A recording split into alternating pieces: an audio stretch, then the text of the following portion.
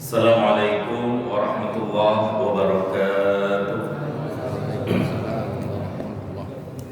Al-Fatihah ala hadhihi niyyati wa ala kulli niyyatin salihah wa ila hadratin Nabi Muhammadin sallallahu alaihi wasallam wa ala alihi wa sahbihi wa azwajihi wa dhurriyyatihi wa ahli baitihi, khususan ila musannifil kitab Daimatul Jalalain Jalaluddin Mahalli As-Suyuti wa li sahibil hasyiyah as-sawi lil imam muallif as-sawi ولكل من يدرس في هذا المسجد المسعى في هذه الحلقة فجر رمضان قادرا غائبا ولجميع المسلمين والمسلمات والمؤمنين والمؤمنات شيء لله لنا ولهم الفاتحة. أعوذ بالله من الشيطان الرجيم بسم الله الرحمن الرحيم الحمد لله رب العالمين الرحمن الرحيم مالك يوم الدين إياك نعبد وإياك نستعين اهدنا الصراط المستقيم صراط الذين أنعمت عليهم غير المغضوب عليهم ولا الضالين آمين. بسم الله الرحمن الرحيم. قال المؤلف رحمه الله في هذا التفسير قال الله تعالى. Kita sambung kembali pembahasan surat An-Nazi'at. Sesuai dengan namanya, An-Nazi'at artinya para pencabut nyawa. Edisi pertama yang Allah ceritakan adalah tentang bagaimana kisah Allah Subhanahu wa taala dengan sangat begitu sadis mencabut sekeras-kerasnya nyawanya musuh daripada Nabiullah Musa alaihi salam, yakni Fir'aun laknatullah alaih. Kita ulang kembali ayat yang kita baca kemarin dan kita akan jelaskan secara gamblang insyaallah kisah tersebut pada kesempatan yang insyaallah diberkahi ini. Kita baca bersama-sama. A'udzu billahi minasy syaithanir rajim.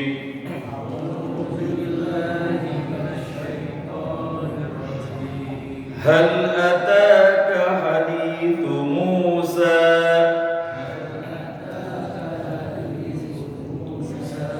إذ ناداه ربه بالواد المقدس طوى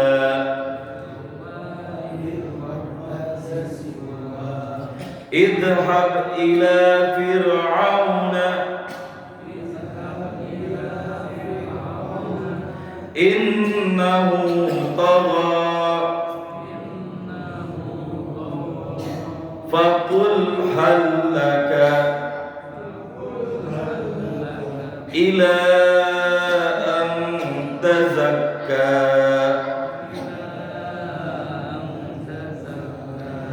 وأهديك إلى ربك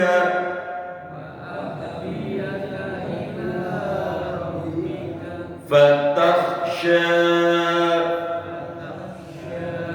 فأراه الآية الكبرى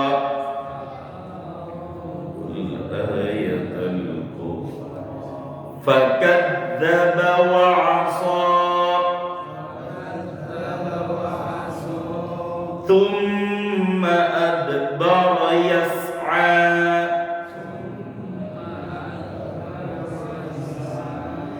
فحشر فنادى فقال أنا ربكم الأعلى.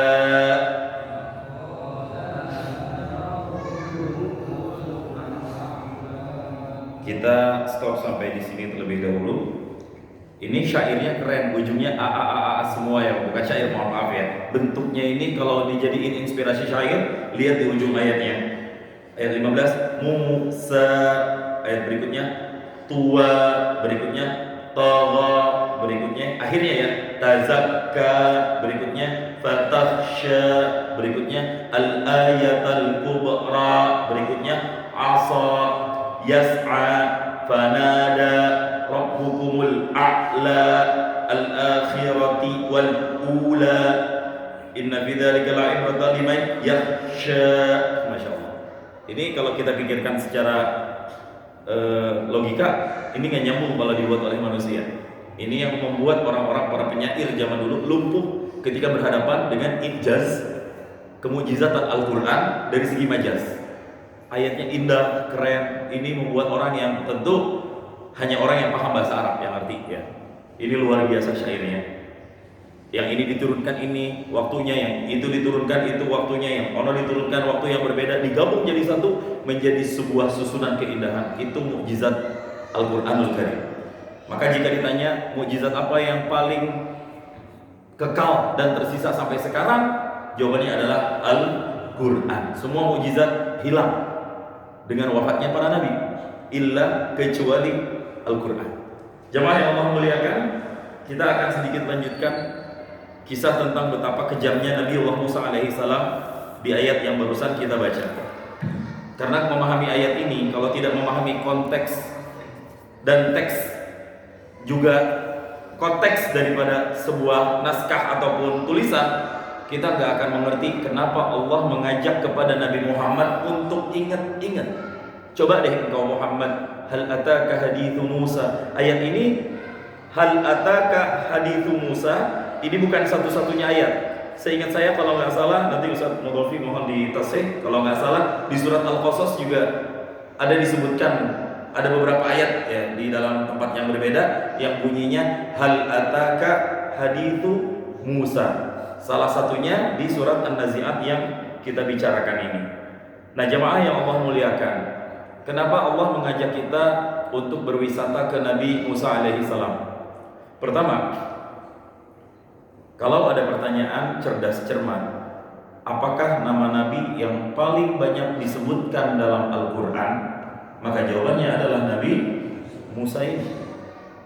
Hampir tidak kurang dari 136 kata Allah ulang dengan nama Musa, Musa, Musa ya. Ini berarti ada sesuatu yang mungkin berbeda dengan Nabi lain, dan itu ada pada Nabi Allah Musa alaihissalam. Dan kita sebagai umat Nabi Muhammad juga punya utang budi dengan Nabi Musa.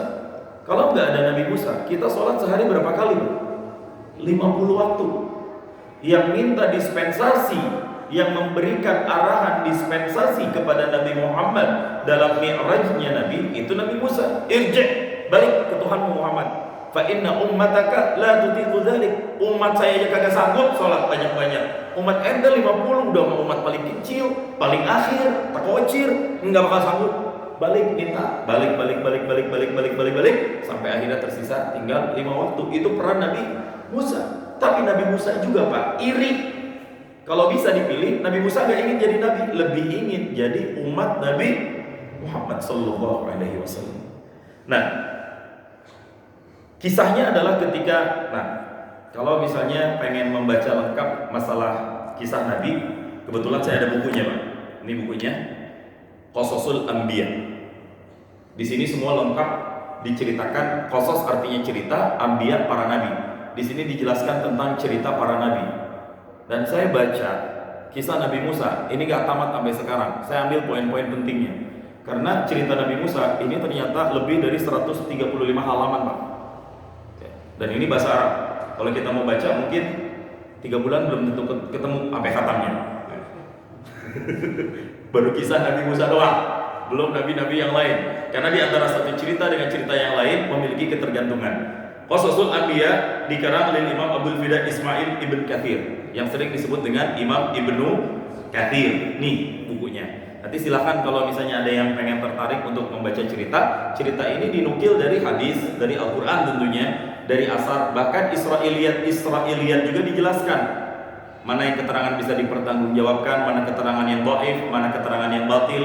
Ini beliau lengkap dengan gamblang menjelaskan di dalam kitab Qasasul Anbiya, cerita para nabi. Kalau misalnya nggak ngerti bahasa Arab, coba cari dalam versi terjemahan bahasa Indonesia.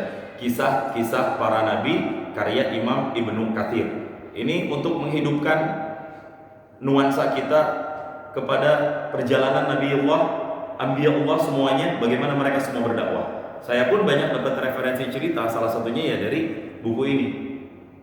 Sampai nanti di akhir hayat bagaimana beliau menjelaskan, dan saya sudah rangkum beberapa poin dari buku ini maupun dari kitab tafsir.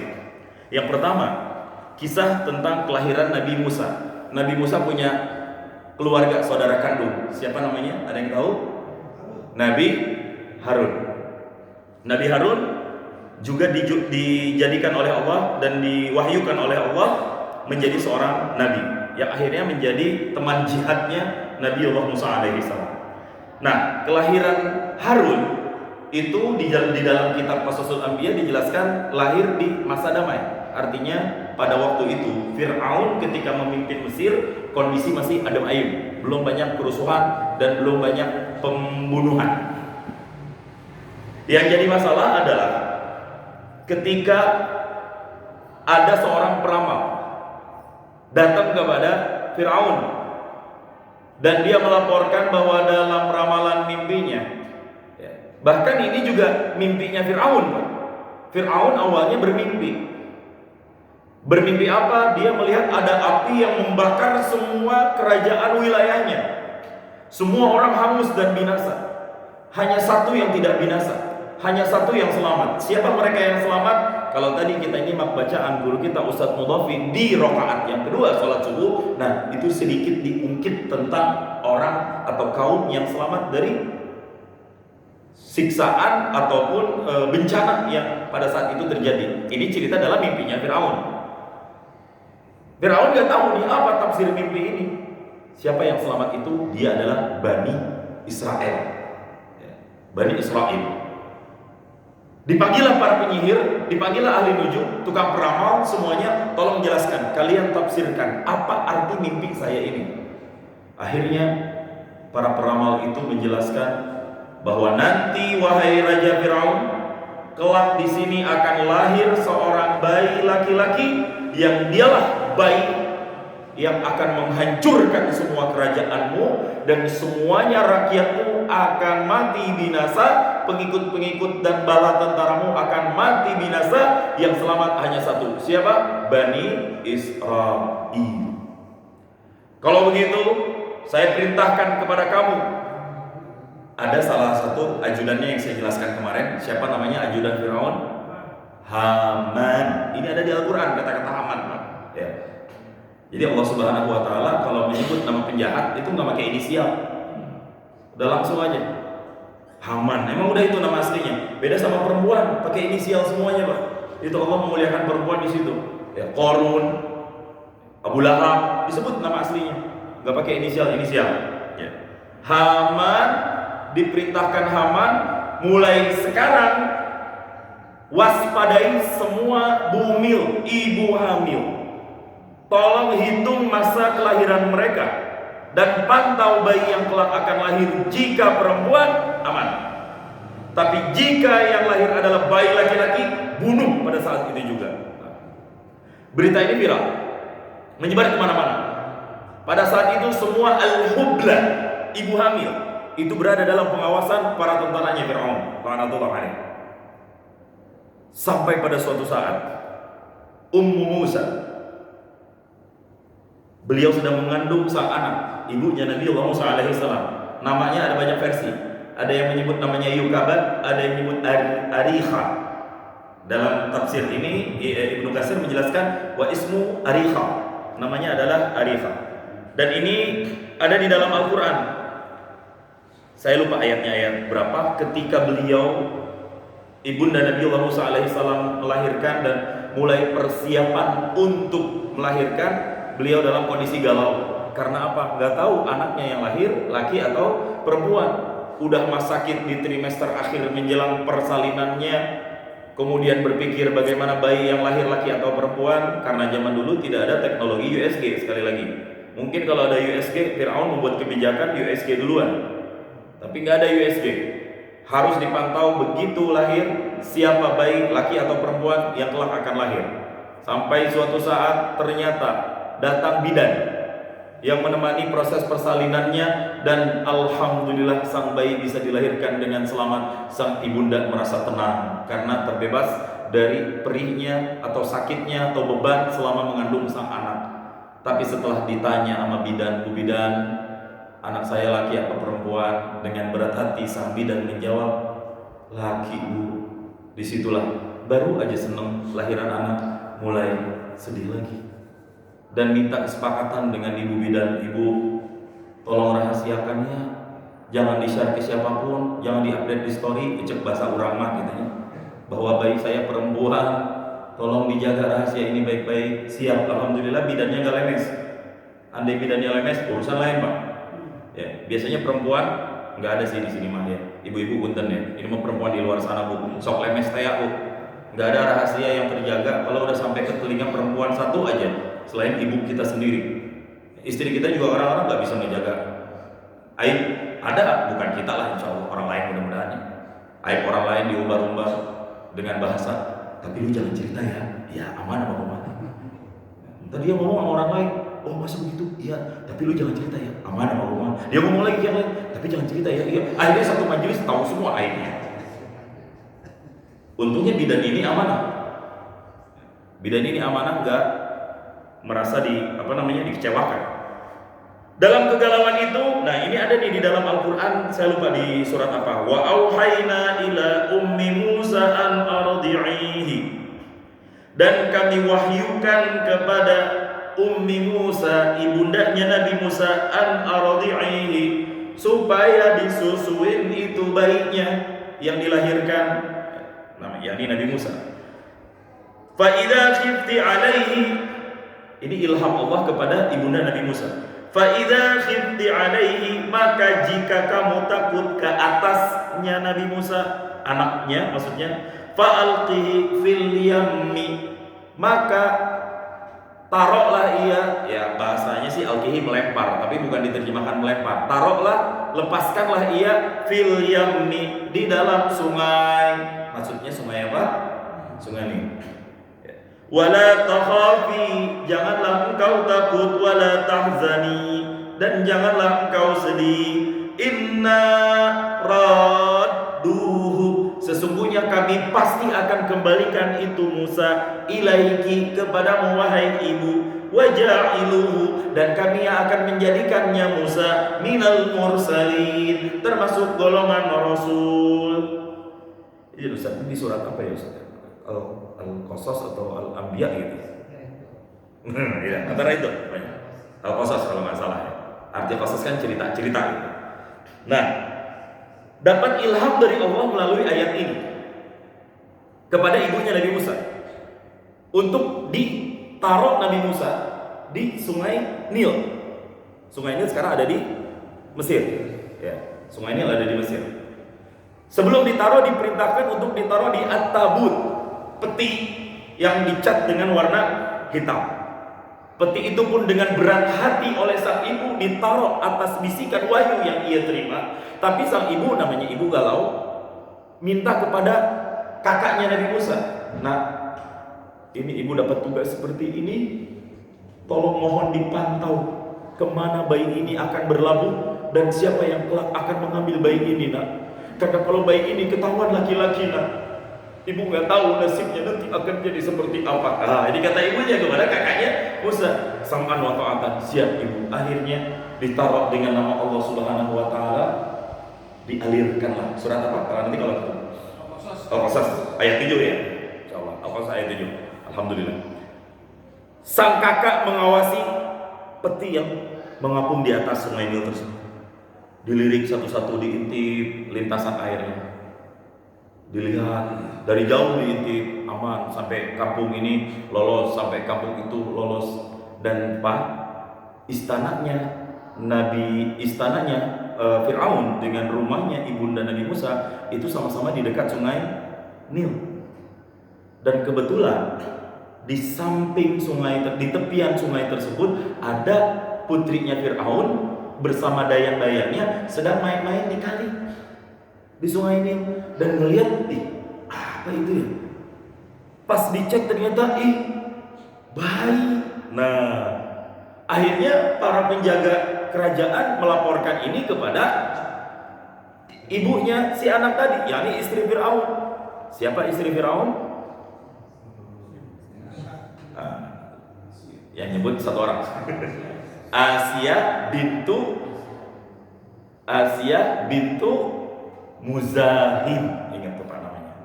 yang kita tahu bahwa ini adalah satu dari 4 wanita terbaik. Asiyah bintu Muzahim, diingat nama-nama itu. Asiyah bintu Muzahim, bukan Aisyah ya, beda. Asiyah bintu Muzahim, istri Fir'aun yang kelak nanti masuk Islam dengan kisah yang lebih sadis ya. Asiyah bintu Muzahim, Fatimah bintu Rasulillah, Khadijah bintu Khuwailid, dan Aisyah. Ini 4 wanita terbaik, ratu-ratunya, pimpinan para ratu, para bidadari di surga nanti. Mereka lah berempat ya. Itu yang disabdakan oleh baginda Nabi Muhammad SAW. Dilaporkanlah ini anak ke Asia. Asia melihat ini menikah saya pisah nih, ya Allah. Pas dicek ternyata laki-laki. Disampaikanlah ke sang suami, Pak, ini mah ada baik kayaknya Pak. Baik. Nah, Firaun tahu sendiri kan, lagi sensi dengan namanya baik laki-laki. Ditanya ke istrinya, Pak Maget, istri laki Pak. Bodoh aja. Ngapain ditaruh di sini? Pak, lucu banget Pak. Kesian kalau dibunuh. Nggak apa-apa, saya aja yang masuk Pak. Akhirnya dibujuk-bujuk, kalah Pak. Ternyata sama bujukan istri. Saya udah jelasin kemarin, sehebat-hebatnya Fir'aun masih takut sama istrinya. Itu Fir'aun Pak. Apalagi kita. Kita lu aja kali. Fir'aun. Ya udah, akhirnya mau nggak mau Nabi Musa dididik, diasuh, dibesarkan oleh Asia dan masuk ke dalam salah satu keluarga kerajaan Fir'aun. Sampai ada yang memberikan nama Musa bin Fir'aun. Musa anaknya Fir'aun. Cerita awalnya seperti itu. Hingga kemudian besar, dan sebelum besarnya Nabi Musa, pertanyaannya, siapa yang menyusui bayi ini?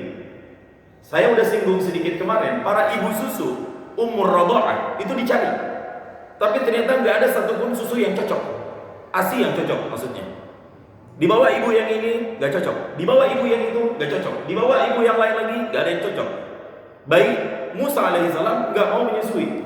Sampai akhirnya ya istana bikin pengumuman, siapapun yang ada yang mau mendonorkan susunya untuk anaknya Firaun, maksudnya Musa, mohon datang ke istana dan mengirimkan CV-nya lah, profilnya lah. Sampai kemudian kakaknya Musa yang tadi bikin siasat, gua datang Nah, datang laporin, Bu, atau ke istrinya Firaun, ini langsung ketemu. Ada bayinya? Iya, saya kenal keluarga. Ini baik banget keluarganya. Kalau emang mau, saya bisa panggilkan, barangkali cocok. Nah, padahal yang dimaksud sama kakaknya Firaun siapa? Emaknya sendiri, ya, ibunya Nabi Firaun alaihissalam. Akhirnya dipanggil lah, ternyata ketika didekatkan ke sang ibu dan emang ibu aslinya, ya cocok. Akhirnya dibesarkan dalam asuhan sang ibunda. Ini yang firman Allah jelaskan, inna raduhu, kata Allah Subhanahu wa taala dalam firman-Nya, kami pasti bakal kembaliin nih Musa, cuma dengan skenario yang berbeda. Masya Allah. Saya rasa belum ada sinetron-sinetron yang menjadikan kisah ini sebagai banyaknya sinetron azab baik gitu. Ya Indosiar. Ya Pak Abdurrahman, tenang. Nah, sampai kemudian Nabi Musa menjadi besar sudah remaja. Dan dalam masa-masa besarnya Nabi Musa alaihissalam ini ada rasa galau ketika melihat penindasan di mana-mana. Setiap bayi yang dilahirkan dibunuh, semua Bani Israel dihabiskan. Pada saat itu di situ nggak ada yang tersisa. Bayi Bani Israel ditindas pokoknya. Di situ perjuangannya ada antara Kipti dan Israel. Kalau kita baca kisah lengkapnya nanti Kipti siapa panjang lagi, Bani Israel siapa panjang lagi turunannya. Sampai kemudian singkat cerita Nabi Musa sedang jalan-jalan dan dia berpikir gimana caranya ninggalin istana. Kenapa? Gak betah. Walaupun istana sudah membesarkan dia, istana sudah memberikan makan untuknya, mendidiknya hingga menjadi seorang pemuda yang tampan, yang hebat, yang kuat, yang kekar, gagah dan berpikiran cerdas. Tetap nuraninya Nabi Musa gak menerima untuk tinggal di istana. Dia berpikir gimana kabur tapi belum dapat momen. Sampai suatu saat dapat momen itu. Ketika Nabi Musa jalan, ngelihat ada 2 orang laki-laki berantem. Yang satu bernama Samiri, yang satu bernama Fatun. Fa, ta, waw, nun, Fatun.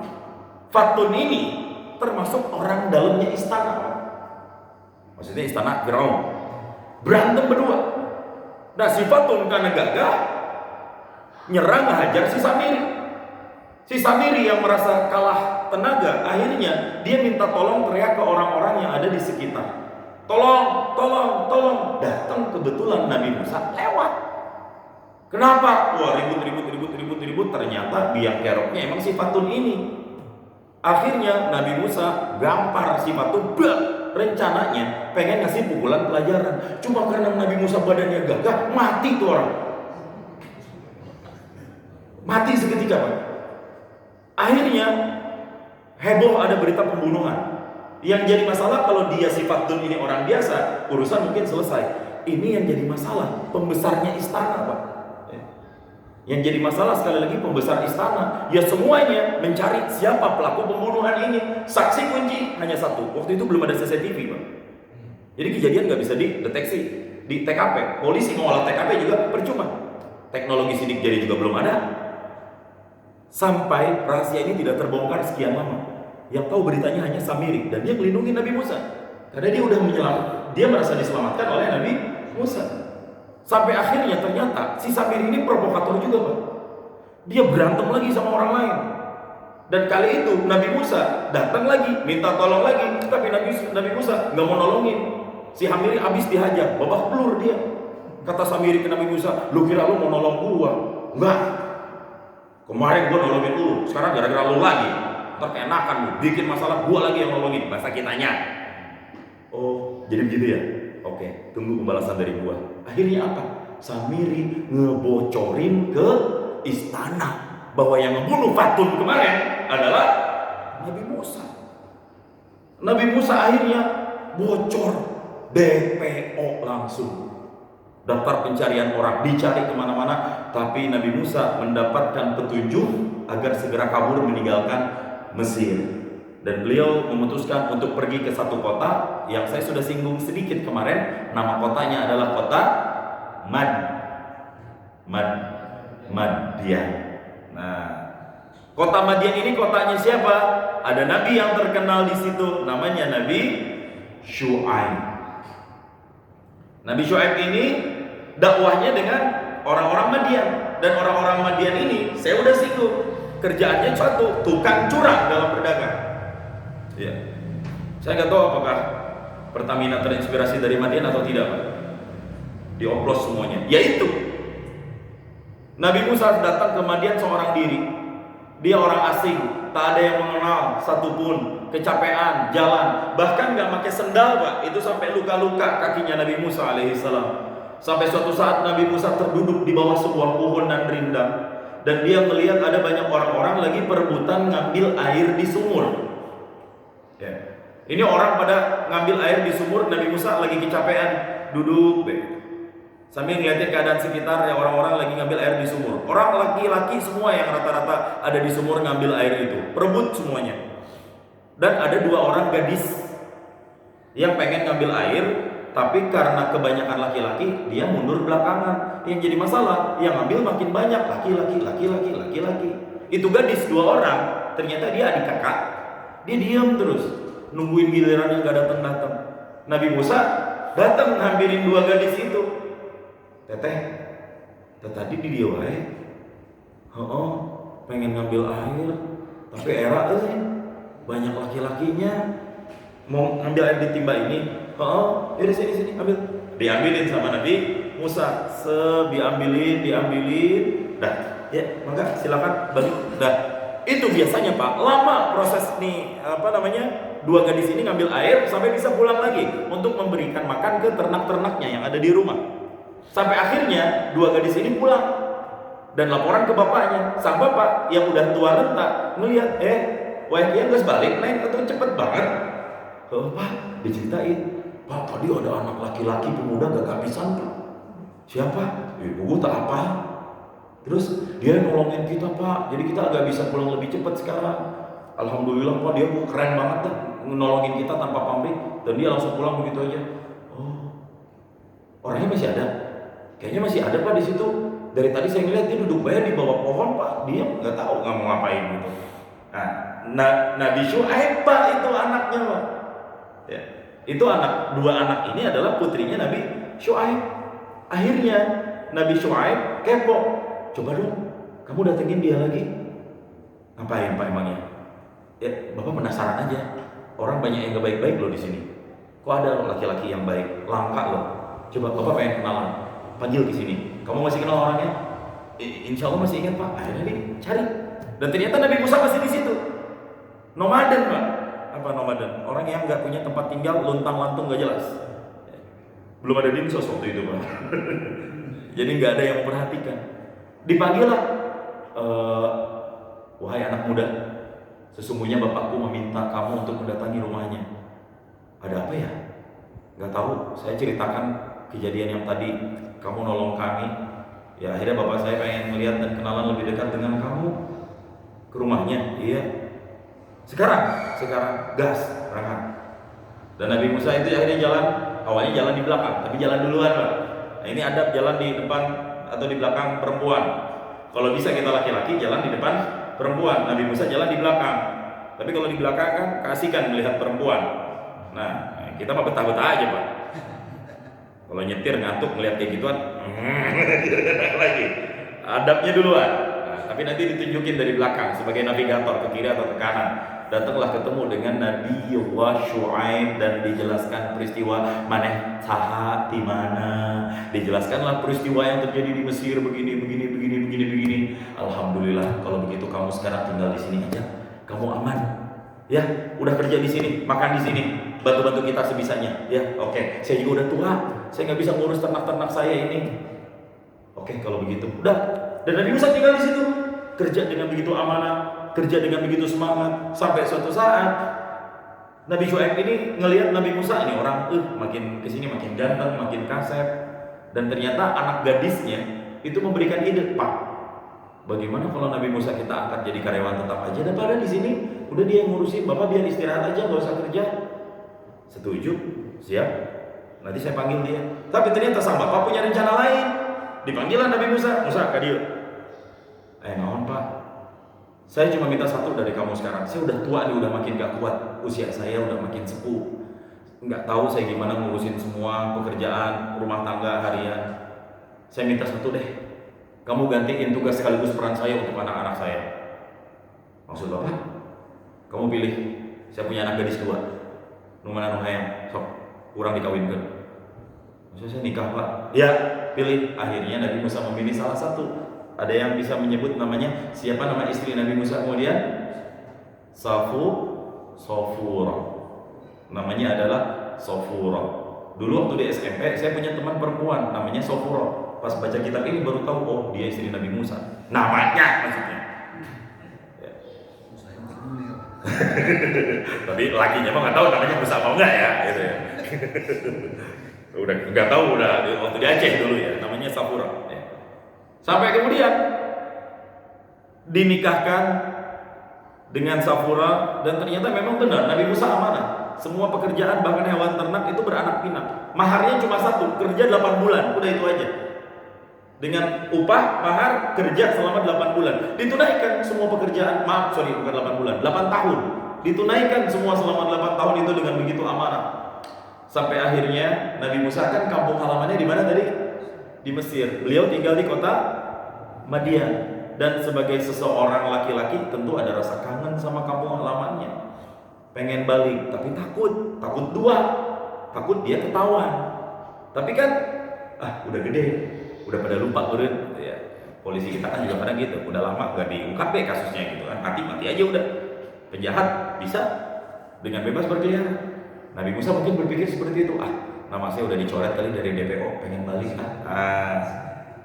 Perjalanan pulang balik, sampai kemudian perjalanan pulang balik Nabiullah Musa alaihi salam. Akhirnya beliau pulang bersama sang istri. Ketika pulang bersama sang istri, beliau tidak memilih jalur yang utama, tapi lewat jalan yang agak sedikit, ya bahasa kita jalan tikus. Cuma yang jadi masalah jalan tikus ini agak terjal. Di kita kayak gitu kan Pak. Kalau pengen jalan cepat lewat tol, tapi mahal. Kalau pengen jalan lebih enak, ya lewat gunung, lebih jauh, lebih ekstrim, lebih terjal. Dan Nabi Musa memilih lewat jalan dalam supaya nggak banyak ketahuan sama orang-orang. Nah, jalan dalam kebetulan rute lintasannya melewati satu bukit namanya Tur Sina. Begitu sampai di Tur Sina, beliau jalan berdua dengan keluarganya. Nah, disinilah kisah abadi terjadi. Nabi Musa di situ merasa kehausan, merasa kedinginan, nggak tahu harus bagaimana. Sang istri juga kecapean, keletihan di tengah-tengah bukit sendirian. Nah, ini yang ada diabadikan di dalam surat Thaha dari ayat 14. Kita cek surat Thaha. Nah, surat Thaha yang membuat Sayyidina Umar masuk Islam. Sama di sini juga di surat Thaha juga. Di surat Thaha juga ada. Ayat yang ke-9, hal ataka hadithu Musa. Sama ya dengan surat di An-Nazi'at ini. Idh ra'a nara, ketika itu Nabi Musa melihat ada cahaya api di bukit itu. Faqala li ahlihi, lalu Nabi Musa berkata kepada istrinya, keluarganya, umkuthi, tunggulah sebentar, tetaplah kamu sebentar di sini. Inni anastu nara, aku pengen pergi berangkat ke api itu. Ada cahaya putih kekuning-kuningan api yang kelihatan. Nabi Musa kepo, ini cahaya apa? Pengen ngedatengin cahaya di titik tersebut. La'alli atikum minha biqabasin aw ajidu 'alan nari huda. Ya, mudah-mudahan saya dapat petunjuk dari api itu, entah apa yang membuat kita merasa lebih baik. Falamma ataha, akhirnya Nabi Musa datang ke titik api tersebut. Nudiya ya Musa, dipanggillah seruan dari langit. Ya Musa, wahai Musa, inni ana rabbuka, sesungguhnya aku adalah Tuhanmu. Fakhla' na'laika, bukalah dua terompahmu, dua sendalmu. Innaka bil wadil muqaddasi tuwa. Sama persis ayatnya di An-Nazi'at ini. Innaka, sesungguhnya engkau wahai Musa, bil wadil muqaddasi, berada di lembah yang suci, Tuwa, yang bernama lembah Tuwa. Wa ana ikhtartuka, dan aku Allah memilihmu wahai Musa, fastami' lima yuha, maka dengarkanlah apa yang diwahyukan untukmu. Innani anallah, sesungguhnya aku adalah Allah, la ilaha illa ana, tidak ada Tuhan selain aku. Fa'buduni, maka sembahlah aku. Wa aqimis salata lidzikri, dan dirikanlah salat untuk mengingat aku. Ini adalah membuat SK dalam tanda kutip, SK dari Allah yang mengangkat Nabi Musa menjadi seorang nabi dan juga seorang rasul. Kenapa menjadi seorang rasul? Karena Nabi diperintahkan untuk menyampaikan amanah ini ke umatnya. Yang jadi masalah, perintah pertama ini yang kita bahas, Pak. Di dalam surat An-Nazi'at ini, apa perintah pertama? Idhhab ila fir'auna. Nih job desk-nya Nabi Musa. Wahai Musa, idhhab ila fir'auna, pergilah kamu ke Fir'aun. Pan maneh hayang ka Mesir beureun? Heueuh, idhhab ila Fir'aun. Kalau nanti kamu ke Mesir, temui Fir'aun. Innahu tagha. Kenapa gitu ya Allah? Innahu tagha, karena Fir'aun sudah melampaui batas keterlaluan. Nah, di sini tugas pertamanya yang membuat Nabi Musa merasa ketar-ketir dan takut, Pak. Takut terjadi apa-apa, rencananya takut menghindari Nabi Musa, malah dapat tugas pisan menemui Nabi Musa. Fir'aun, idhhab ila fir'auna, pergilah ke Fir'aun, innahu tagha, faqul hal laka ila an tazakka. Nanti kalau kamu sudah ketemu sama Fir'aun, sampaikan dakwah ini, wahai Fir'aun, maukah engkau kuajak untuk bersuci? Maksudnya mensucikan dirinya. Sampai kemudian singkat cerita, Nabi Musa dengan segenap ketakutan dan keberanian yang bersatu padu di dalam jiwanya pergi menemui Fir'aun. Sampai di Fir'aun, diserukan, Fir'aun, saya adalah anakmu dulu yang kau asuh. Oh, kamu Musa? Iya. Kemana kau kabur? Saya ke Madian, dan saya datang ke sini sekarang dengan sesuatu yang berbeda. Apa yang ingin kau bawakan sekarang wahai Musa? Aku ingin mengajakmu untuk menyembah Allah. Siapa itu Allah? Aku. Karena Fir'aun sudah menyatakan, ana rabbukumul a'la, akulah Tuhan kalian yang paling tinggi, dengan kesombongannya. Ana rabbukumul a'la, bukan. Yang aku maksud Tuhan adalah Allah Subhanahu wa Ta'ala. Itu terjadi dialog yang cukup panjang. Semua dialog itu mematahkan argumentasi Fir'aun. Akhirnya Fir'aun hampir nyerah menghadapi hujah-hujah tentang ketuhanan yang dijelaskan oleh Nabiullah Musa alaihissalam. Tapi Fir'aun cerdas. Kalau kamu memang benar seorang utusan Tuhan, Tuhan pasti memberikan kamu mujizat. Nah, apa mujizat yang bisa kau berikan? Nah, sebelumnya di Bukit Tursina Allah nyuruh Musa untuk taruh tongkatnya. Bahkan Allah bertanya, untuk apa kau bawa tongkat itu? Padahal Allah maha tahu, tapi ceritanya hikmahnya buat kita. Ya, ini tongkat untuk aku bersandar, untuk aku ngangon kambing, untuk aku menaruh sesuatu atau ngambil sesuatu. Coba, kata Allah, lempar tongkat itu. Tiba-tiba tongkatnya berubah menjadi ular. Dan Nabi Musa kaget. Wah, Musa jangan kaget, ambil lagi tongkat itu. Begitu ularnya diambil, berubah lagi jadi tongkat. Nah, ini mukjizat pertama. Mukjizat yang kedua, ketika Nabi Musa disuruh untuk menaruh tangannya di saku, karena tangan Nabi Musa sempat berubah kulitnya agak karena ada rasa sakit, disuruh taruh di saku, dan begitu dibuka sembuh ternyata penyakit yang ada di kulitnya Nabi Musa alaihissalam, dan tangannya bercahaya. Dan dua mukjizat ini jadi modal pertama untuk menghadapi Firaun. Akhirnya tongkatnya Nabi Musa di hadapan Firaun dilempar, dan tiba-tiba seketika menjadi ular. Itu ular, Pak, ngejar Firaun. Sementara Firaun posisi lagi duduk di singgasana. Dan ketika melihat tongkatnya jadi ular, Firaun kabur ketakutan. Musa, balikin. Tuhan takut sama ular, Pak. Itu asli. Akhirnya diambil lagi tongkatnya, ularnya, dan berubah menjadi tongkat. Kalau kayak gini sihir juga bisa. Gua nggak percaya. Ada bukti yang lain nggak? Akhirnya diambil tangannya dan dibuka, dilepas dari saku, dan tiba-tiba tangannya semuanya bercahaya. Itu cahayanya, Pak, bukan hanya terang, tapi bikin silau semua yang ada di dalam istana tersebut. Nah, di situ Firaun mulai agak ragu. Nih jangan-jangan bener nih dia utusan Tuhan. Tapi, nah, di dalam tafsir di sini dijelaskan. Kata ba'da maqala lahu Musa, setelah Nabi Musa mengatakan, Rabbun arsalani ilaika, Tuhanku mengutusku kepadamu. Fa in amanta bi rabbika, Firaun, kalau engkau beriman dengan Tuhanmu, takunu arba'umi ahsanatan fin na'im, engkau akan merasakan nikmat selama 400 tahun, wasurur, dan juga kebahagiaan. Sampai akhirnya summa tamutu fatadkhulul jannah, kalau kau beriman kau akan masuk surga. Tapi hatta astasyira Haman. Sebentar Musa, saya diskusi dulu sama si Haman, ajudan saya. Man, kumaha ya si Musa, kita ngikutin ajaran dia jangan.